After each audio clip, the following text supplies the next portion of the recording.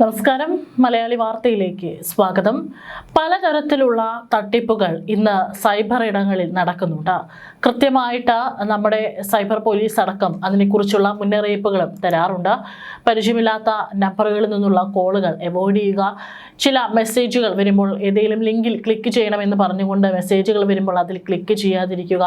ചിലപ്പോൾ വിളിച്ച് പലതരത്തിലുള്ള നിങ്ങൾ സൈബർ അറസ്റ്റിലാണ് എന്നൊക്കെ പറഞ്ഞുകൊണ്ട് പല തട്ടിപ്പുകളും നമ്മുടെ നാട്ടിൽ നടക്കുന്നുണ്ട്. പലപ്പോഴും അത് പിടിക്കുന്നതിൻ്റെ വീഡിയോ സഹിതം നമ്മുടെ പോലീസ് സംവിധാനങ്ങളൊക്കെ തന്നെ അത് ജനങ്ങൾക്ക് ഒരു മുന്നറിയിപ്പായിട്ട് പങ്കുവെക്കാറുണ്ട്. പരിചയമില്ലാത്ത ആളുകൾക്ക് മൊബൈൽ ഫോൺ അവർ ചില അത്യാവശ്യമാണ്, ഒന്ന് ഫോൺ വിളിക്കാൻ തരണമെന്ന് പറഞ്ഞുകൊണ്ട് ചോദിക്കുകയാണെങ്കിൽ തന്നെ വളരെ സൂക്ഷിച്ചത് മാത്രം നമ്മൾ ആ കാര്യങ്ങളെ കൈകാര്യം ചെയ്യണം എന്നൊക്കെയുള്ള പല മുന്നറിയിപ്പുകൾ തരാറുണ്ട്.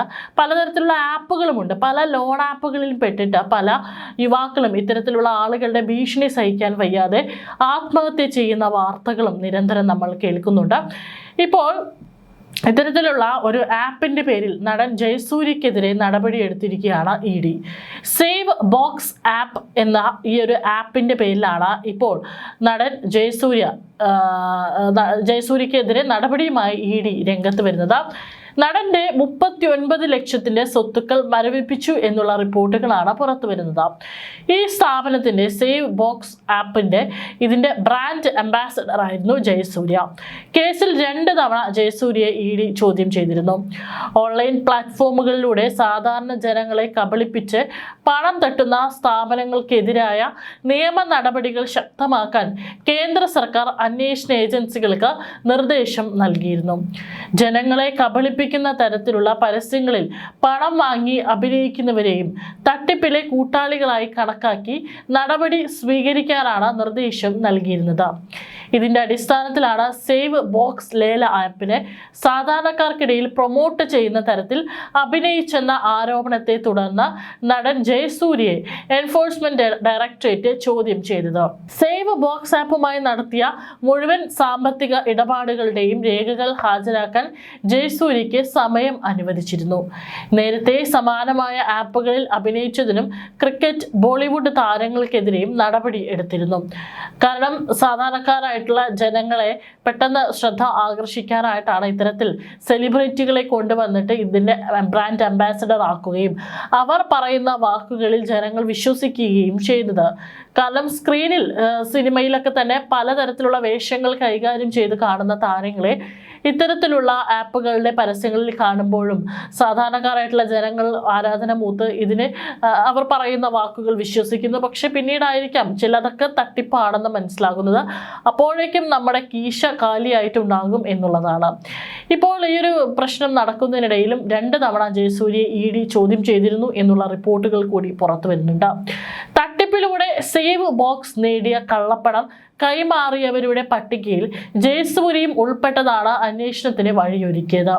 100ഓളം പേരിൽ നിന്ന് കോടികൾ തട്ടിച്ചതിന് തൃശൂർ സ്വദേശിനി സ്വാതിക് റഹീമിനെ 2023 തൃശൂർ ഈസ്റ്റ് പോലീസ് അറസ്റ്റ് ചെയ്തത്. ED ചോദ്യം ചെയ്യലിനെ വിളിപ്പിച്ചിട്ടില്ലെന്ന് ജയസൂര്യ നേരത്തെ പറഞ്ഞിരുന്നു. നമ്മളെ പരസ്യ ആവശ്യങ്ങൾക്കും മറ്റുമായി സമീപിക്കുന്നവർ നാളെ എന്തൊക്കെ തട്ടിപ്പുകൾ ഒപ്പിക്കുമെന്ന് നമുക്ക് ആർക്കെങ്കിലും ഇന്ന് ഊഹിക്കാൻ സാധിക്കുമോ എന്നാണ് താരം ചോദിച്ചിരുന്നത്. ഇത് ഓൺലൈൻ ലേല ആപ്പായ സേവ് ബോക്സുമായി ബന്ധപ്പെട്ട് നിക്ഷേപ തട്ടിപ്പ് കേസിൽ നടൻ ജയസൂര്യ 1 കോടിയോളം രൂപ കൈപ്പറ്റിയതായും എൻഫോഴ്സ്മെന്റ് ഡയറക്ടറേറ്റ് കണ്ടെത്തിയിരുന്നു എന്നുള്ള റിപ്പോർട്ടുകളും പുറത്തു വന്നിരുന്നു.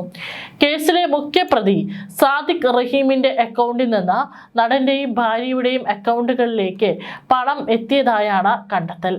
കമ്പനിയുടെ ബ്രാൻഡ് അംബാസഡറായി പ്രവർത്തിച്ചതിന്റെ പ്രതിഫലമാണിതെന്നാണ് ജയസൂര്യയുടെ പ്രാഥമിക മൊഴി. എന്നാൽ നടന്റെ ബാങ്ക് അക്കൗണ്ട്, കരാർ എന്നിവയിൽ ED വീണ്ടും പരിശോധന നടത്തും. ജാനുവരി 7 ചോദ്യം ചെയ്യലിന് ഹാജരാകാൻ നോട്ടീസ് നൽകിയിട്ടുണ്ടായിരുന്നു. സാദിഖിന് സിനിമ മേഖലയിലുള്ളവരുമായി ഏറെ അടുപ്പമുണ്ടായിരുന്നതിനാൽ കൂടുതൽ സിനിമാ താരങ്ങൾ ഉൾപ്പെട്ടിട്ടുണ്ടോ എന്നതടക്കം പരിശോധിക്കുന്നുണ്ട്.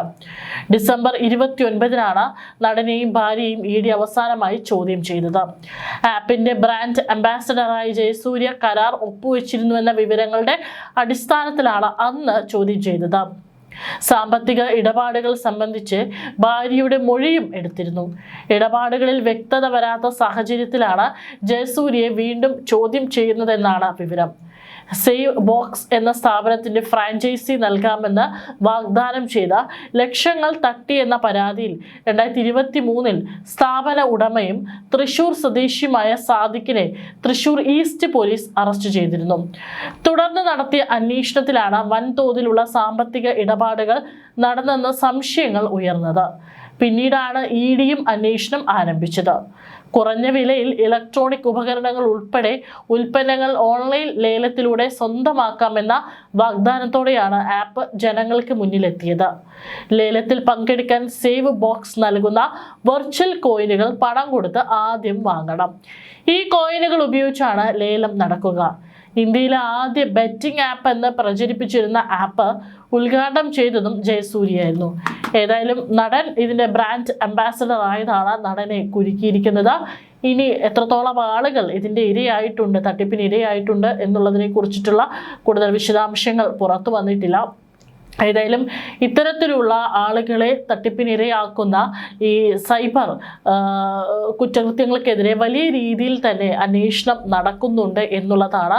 മാത്രമല്ല ഇന്ന് സൈബർ വിഭാഗമൊക്കെ തന്നെ വളരെ സ്ട്രോങ് ആണ്. ഒരു തരത്തിലുള്ള ഇത്തരത്തിൽ ജനങ്ങളെ ഇരയാക്കുന്ന, സാധാരണക്കാരായിട്ടുള്ള ജനങ്ങളെ പറ്റിക്കുന്ന ഇത്തരത്തിലുള്ള പ്രവർത്തികൾ ഇവിടെ നടക്കില്ല എന്നുള്ളത് തന്നെയാണ് സത്യം.